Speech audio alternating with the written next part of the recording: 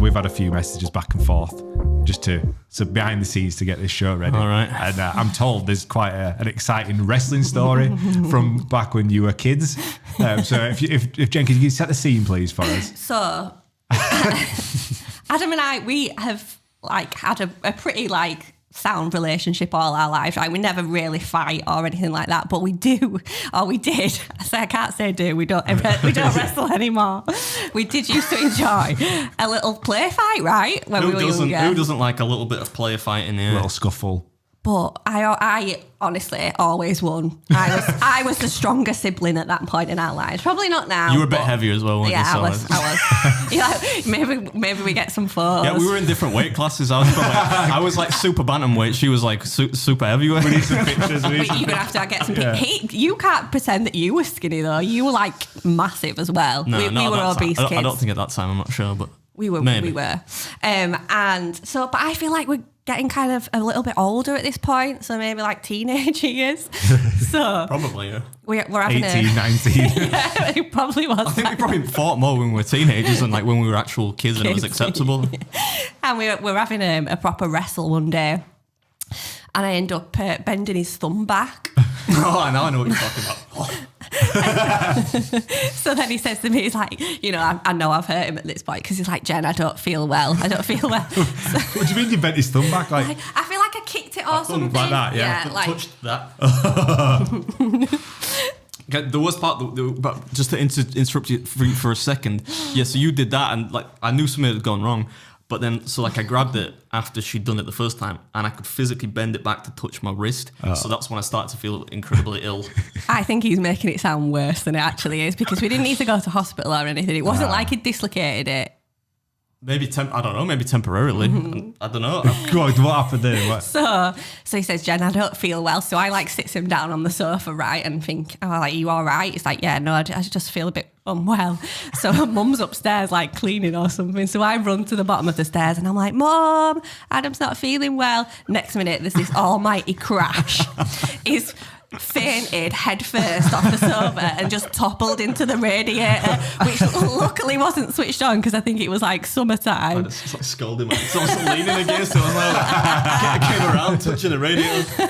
Mum then flies down the stairs and I'm like, I'm sorry, we've been fighting. I've hurt him. She was nearly excommunicated on the family that very day for violently assaulting my mum's favourite child. So. I was about to say, who was the favourite child? I think I am still the favourite child. Yeah. Always. Because I do more for her, you see. Yeah. So he thinks that he can come in. Come here, tell us the truth, Jen. I'm going to tell you the truth. I do all the mum admin. Your mums struggle with technology and stuff like that. So I'm always doing stuff for her. He just comes in with a check on Christmas Day and thinks that it solves everything right, which is really annoying because then on Christmas, everyone's like, oh, Adam, you're so generous. I'm like, well, you know what? I literally slog my guts out for you guys all year. I feel like I should just stop you there just for your own good because you haven't cashed your check yet. So the more you talk, that's going to go boing. No, I get it. So you do all the life admin then? You're the one, all the life admin. When mum rings you up and she's like, my iPad won't connect, you've got to go around, connect it to Wi-Fi again. Tech support. My mum knows I'm not in any way dependable at anything, so that's why. I'll say to her, why don't you ask Adam? I'm like, oh, Adam won't help me. So, but she did say the other day, she's like, oh, apparently there's your banking app, it says cash out or cash or something to do with cash. And she's like, if I press this button now, does the cash come out? I'm like, well, you've not got notes and coins going to drop out the bottom of your foot. What do you think? But that's the level of technology, that knowledge that she's got. So it's a full-time job. And what about your nymphing Anne? What's going on here? Have you got any tales? Oh, Granny Astrid. She's just one in a million. She's called Astrid as well, which I don't think I mentioned before. It's a bit of a... She has about 17 names, as if she's royalty, but she's not really. She's actually not called Astrid, which is a bit of a weird tale. She's actually called...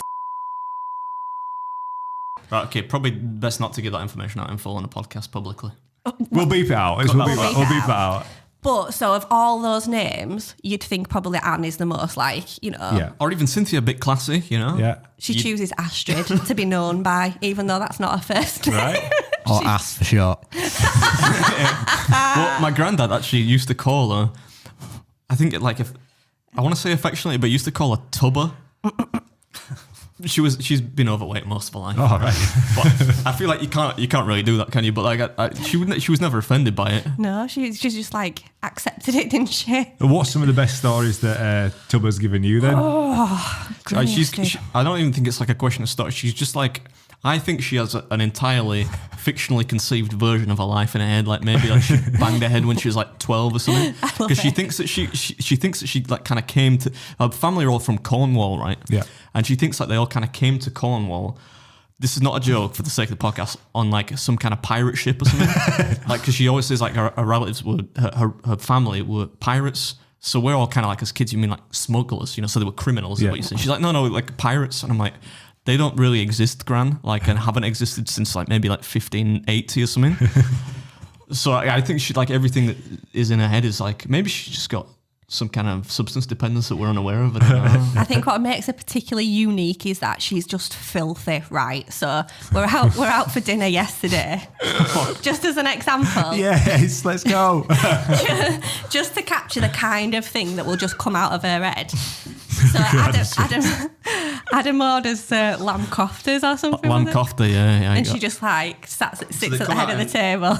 Come out in small sausage format. Yeah. She's like, oh, they look like a shriveled up old man. Like on about like bits. Like She's like, oh, Adam, they look like some shriveled up old men on the table, don't they? I'm like, all right, Gran, stop. And she buys you like cards, like birthday cards. So like the weird thing about like buying like 1 million cards for every occasion. But there'll be the ones where, you open it up and like there's a naked man inside. And it's like, what? I've got you a special treat for your birthday. And then there's just like a stripper or something crazy. It's like three cards. So she'll send like one kind of heartfelt card, which is like to my lovely grandson or whatever. Yeah. She'll send one that's like I think she just thinks I've got no mates, which is partially true. So she'll send me a few more, right, to make it up. And then there'll be one that she's picked specifically. That she's not been shopping with like my mum or my auntie. She's picked this one by herself. And because it's the filthiest card in the shop and thinks it's normal to send that to like a grandson. To be fair, it doesn't make me laugh, but that's the word, filthy. Yeah. You need to get her on the podcast. She'll be such a laugh. Steady. No, come on. We've had enough of my family members. It was like all they could do to convince me to let you on the podcast. I think you'd have to edit a lot of it out because none of it would be PC. Yeah. None of it. It'd be like a comedy sketch from 80s. You can't have any more. Yeah. So what other tales have you got from your youth then? This is a lot of pressure. This is. I don't know if it's appropriate because this one's about fighting. Is that you can talk about fighting? What do you mean fighting? In what context? We already had a self-defense. Like this was like. Do you remember when you went golfing? Golfing? When you were on the golf course and someone started on you and you threw a punch and dislocated your shoulder. You can tell that, but you weren't there. I know, but that's a story that's hilariously embarrassing about you. But that shows like how willing I am to self-sacrifice in the protection of people that I care about. Do you know, like in your head when you're dreaming and you just can't throw a punch, so you just like swings one and the shoulder just pops out. It's a true story. Why were you fighting on the golf course? No, I'll tell you the story if you want to hear it, because Jenna wasn't there, first of all. But I was playing for whatever reason, brief period of time when I was a lot younger, so like I was late teens maybe. I was playing golf with two of my friends at Round Hay Golf Club, I think it was. And one of them was like ahead of me because I'd probably scuffed my drive or something, I don't know. And some guy, like, because a lot of, I think he'd hit a shot or something, and, you shout four, right? Yeah. And this bloke, because it was Richard, who was like he's pretty thin, right? He's like George, right? He's like a wire. And this guy was like he's a pretty big dude, like probably was like 35, 40, whatever. I'd picked his ball up and like thrown it into the woods. For whatever reason, he got mad at him, and then he started fighting, like grappling with him. So I'm like, there's me and another friend of mine who did nothing, by the way, and I'm like, well, I've got to help. I'm not going to leave him there to get beat up. Yeah. I don't know anything about fight. I'm not like a hard ass. I don't know if you picked that up about me already, but so I ran down there, and I thought like, as I'm running down, I'm kind of in my head, I'm like, right, what are we doing tactically here? Like, my legs are running, but I know I need to try and help defend him, and they're kind of grappling. So I thought, I'm like, what do I do? Do I try and like strike the guy, or like do I try and like tackle him, or do I just try and go in and push him apart? I'm like, nah, I'm not quite big enough because this dude was pretty big. Yeah. So I just kind of ran in there and I thought, stop. I think I said to him like, stop. Maybe once or twice, and they didn't stop. So Stop. Like, you know when you see people fighting, they've like got a hold of somebody and they're just punching him relentlessly, and that was kind of happening. So I thought, okay, I need to hit him to try and get him off my mate. And I kind of like, as I ran up, like he kind of saw me coming and I missed. And I've got a dodgy shoulder. Kind of, luckily, only temporarily kind of popped. Like, and I couldn't use it. And then but he then starts grappling me. And I'm like, we're playing golf, man. Who fights on a golf course? And then we kind of all like, you just realize what you're doing. Yeah. And I'm like, chill out, man. And he just kind of runs off. And I was like, what a weird interaction. I'm probably one of the 0.00001% of the population that's ever been in an altercation on a golf course. I thought it was just said you dislocated your sholdder, that you'd punched him so hard you dislocated it. No. You totally just missed. I totally missed. It was like an air shot, man. I don't know how to punch people. If I was going to like get into if I was ever in a self-defense situation now, my go-to would be to kind of hold on to somebody, like try and use what little strength I have and just hope they didn't, like they weren't like some black belt master of the arts like Josh. But yeah, back then I didn't know. I was just trying to help him, like you're trying to help your friends, don't you? And the worst part was like my other friend who didn't do anything, right? What's his name? Call him out. My other friend's called Aaron. Who's actually a lot bigger than me. So like but I just ran down. I thought I just need to help him. I'm going to leave him there. That shows like the level of self-sacrifice. What a brave man,